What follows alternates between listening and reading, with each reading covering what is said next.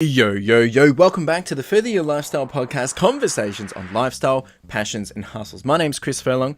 I am your host, and I'm super excited to be back here having the conversation with you. Episode 90 today. We're so close to episode 100, and today we're talking about this statement that I'm going to read out to you.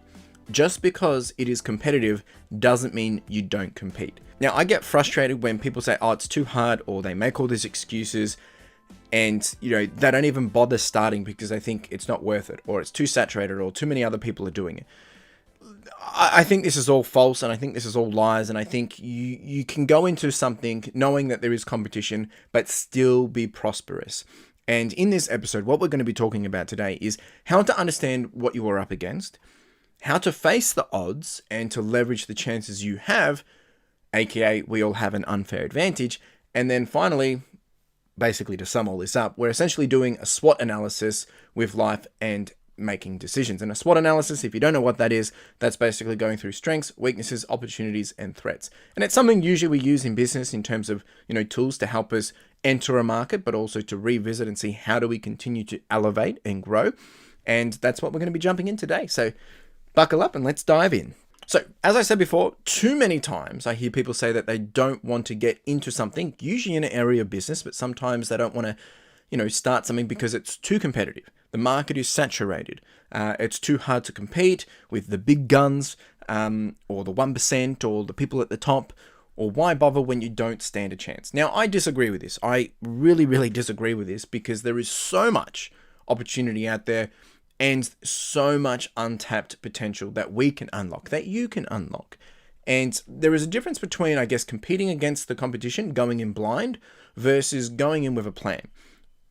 Understanding what are you going in to play against? What's the playing field look like? Understanding the challenges that you will be up against. And there's a way to mitigate against that. There's a way to manage against that, right?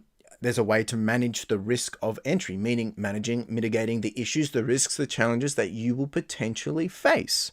So with this tool, using the SWOT analysis, this blueprint, or I guess this old school exercise, which a lot of people kind of neglect these days, you too can figure out ways that you can enter into whatever it is that you want to be, whether it's a new career or whether it's, a business. But this way you can figure out, what is the best way to enter into that, and what are you going to have to potentially face with a better understanding, both personally and externally to yourself. So, as I said before, this could apply, and it's not limited to, but it could be a new job, it could be a career, it could be a business or side hustle, it could be training for a competitive event, it could be life in general as you embrace and try new things. What is this tool? If you didn't click before, it is a SWOT analysis. And it's a quadrant of sorts where you can review and understand through a series of questions of what are your strengths, what are your weaknesses, what are your opportunities, and what are your threats. You can then also do this process not focused on you, but whatever or whoever it is that you're trying to compete against. Meaning you could do it in a reverse engineering perspective, knowing how you can identify what their strengths are, what their weaknesses are, what their opportunities are, and what their threats are.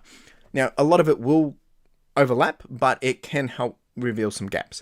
But first, we're focusing on you. That is what this episode is about. Focusing on you, helping you be mindful and intentful with this process. And you need to be. You need to be mindful and intentful with this process.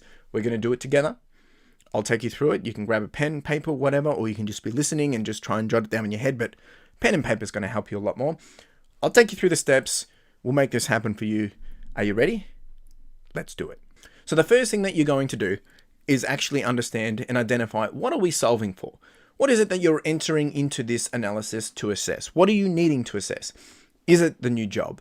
Is it a career? Is it a business? Is it a side hustle? Is it training to be competitive? Like in a competitive event, like an athlete? Is it life in general as you embrace and try new things? You need to pick what it is. I can't answer that for you. You have to pick it. And if you're not sure, have a think, pause, and come back. So I'm going to do mine in the lens of business. My business is a reselling business. If you don't know that, basically I buy and sell things online.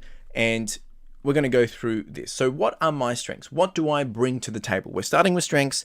What are the advantages that I have? Now I'm going to read this out to you. So strengths usually are things that, what are you doing well? Or what can you do well? What sets you apart?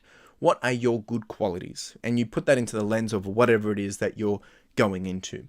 So for me, my background is project management experience. I've gotten that for 7 years, worked for a Fortune 500 company for 9 years. And during that, I've been able to gain a lot of experience with managing monthly budgets and forecasts, a lot of dollars, risk management, governance, process controls, all that jazz. And that works really, really well when it comes to business. And I also love numbers. I was focused on numbers. I was focused on KPIs and meeting objectives on a monthly basis.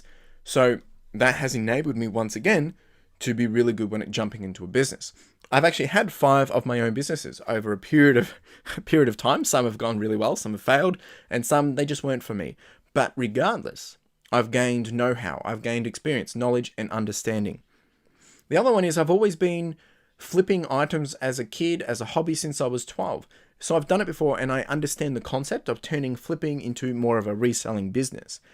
I also have interest in pop culture, sci-fi, and personal interests, of which I know have a value of stuff, meaning I can leverage that and go apply that and sell it myself. And I'm a people person. I love to connect and help and share. They're all the strengths that I can bring to this table. And it's going to be different for you. You're not going to necessarily have all these. And don't compare to me because we're not talking about the same thing. What strengths do you bring to the table? Understand them, jot them down. Now we're going to jump up to weaknesses. Now weaknesses, it's like, where do you need to improve? Are your resources adequate? What don't you have access to? So these are weaknesses, and you need to be real about this. It's a reality check, but where do you struggle? What do you lack? Now for me, I'm a big dreamer. You know, if you've listened to the podcast, you know that I talk about long-term thinking, and sometimes I can dream big too quick. If I don't do the analysis of understanding, expectations, then I can kind of burn myself quite quickly. But I also can sometimes get stuck in analysis paralysis, meaning I can become so focused on the issues and overthink things. These are not all, and these are just some of the obvious ones and examples, but this is the reality. You need to understand what are your weaknesses before going into whatever it is you're about to venture into. The next one is opportunities. What are your goals? What demands are shifting? How can it be improved? What's the gap that you're solving for? What is an untapped area that, people aren't putting attention on? So opportunities, what is available to you? What options do you have that maybe others don't? What is your ambition? Your ambition gives you opportunity. It motivates you. So for me, I have very few competitors in my direct area. I have some access to people that can work for me and look on my behalf. I also have access to some free postage fillers and free postage supplies, which, not other people have. But I've also got, opportunities around, I've got experience, I've got some connections, I'm a people person. I've had those conversations before. So I've built relationships that I can lean onto. So these are current ones and, they've changed over time and they will continue to change. So for you, what do you have? What opportunities do you have? The next one is threats. And this is essentially, what is something which can slow you down? Something that might limit you to grow or something that might become a bit of a stumbling block. Now, threats usually, what are blockers that you face or what are some of the factors outside of your control that you need to be mindful of? And for me, some of this in the recent time, especially this year, has been rising prices. Costs have been going up. The pressure of costs are going up. CPI, there's people struggling to be able to purchase things. So meaning it's not really a buyer's market, but at the same time, it is. So how do I leverage that? How do I pivot to that? The other threat is supply versus demand in sourcing areas. Is there enough supply? Is there enough demand? That's all changing. The other one was, and it's no longer a threat to me, was storage. I was running out of space. How do I do this? Another threat is like time management. A threat is doing all this yourself. Think about, for you, what are the threats into whatever it is you're going into. Now, this is short and sweet, but the importance of this episode is essentially to, help you apply yourself with a tool to help you get ahead, right? So take this and ask yourself these questions. This is what you need to make sure you take away after doing the SWOT analysis, is you need to think broad with it. You need to think outside of the box. How does it apply to you? How does it apply to your environment, your world, your ecosystem? What do you have to offer? What do you have access to that other people don't, right? What do you need to be mindful of? What are the things that you should be putting down as potential risks, potential things that will be threats? What is going to be something that's going to slow you down? It could be personal, it could be external. Think about it. These are the questions you need to ask yourself as you go through this process. I hope this gives you some insight. I hope it gives you some kind of, get out there and give it a go. And also to change your mindset around, don't let other people's progress or them being further along the journey stopping you from starting. Because just because someone is ahead, like I'm ahead of someone if they haven't started today in reselling. I'm 2 years ahead. That doesn't mean they shouldn't start. There's plenty of opportunity out there. There's different things that they can bring to the table. Hey, I see new people start all the time and I think, wow, I wish I was doing that when I was starting. The beauty is I'm sharing my journey. They can learn from me. They can leverage that and now apply it in their own lens.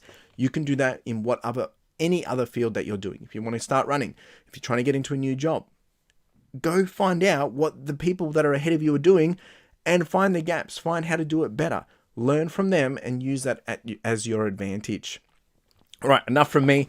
Really do appreciate being here. If you do have any questions, comments, thoughts, more than happy to continue the conversation. You can reach out to me. Socials are in the description below in the show notes. Otherwise, best place to reach me is on Instagram at Further Your Lifestyle. If you are watching this on the YouTube, you can also leave a comment, and that's a really great way that we can connect too. I hope this has been of value to you. I've enjoyed this.